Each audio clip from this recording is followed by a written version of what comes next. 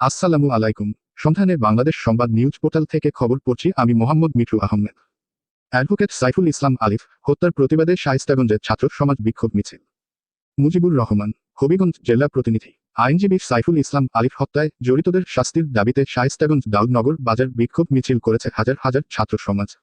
বুধবার 28 নভেম্বর মাগরিবের নামাজের পর শায়েস্তাগঞ্জ দাউদনগর বাজার থেকে শায়েস্তাগঞ্জ ডাইভার বাজার পর্যন্ত সড়ক প্রদক্ষিণ করে। বিক্ষোভ সমাবেশে ছাত্ররা বলেন, আজ চট্টগ্রামে আইনজীবী সাইফুল ইসলাম ভাইকে হত্যা করে তারা সাম্প্রদায়িক দাঙ্গা লাগানোর যে পরিকল্পনা করেছে তা কখনোই সফল হবে না। হত্যাকারীদের দ্রুত গ্রেফতার করে কঠিন শাস্তির দাবি করেন।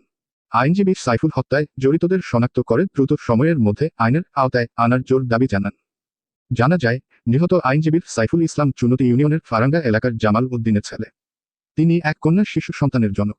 তিনি বর্তমানে দরবেশহাট রোডস্থ নিজস্ব বাড়িতে পরিবার পরিজন নিয়ে বসবাস করে আসছেন। আইনজীবী সাইফুল ইসলাম আলিফের মৃত্যুতে শোকের ছায়া নেমে এসেছে। পরিশেষে শায়েস্তাগঞ্জ পার্কিং গোল চত্বরে এসে বিক্ষোভ সমাপ্তি ঘোষণা করেন।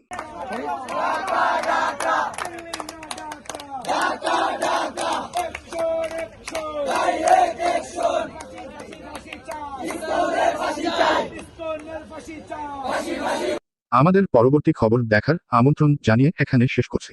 সুস্থ থাকবেন, ভালো থাকবেন আর সন্ধানে বাংলাদেশ সংবাদের সাথে থাকবেন। আল্লাহ হাফেজ।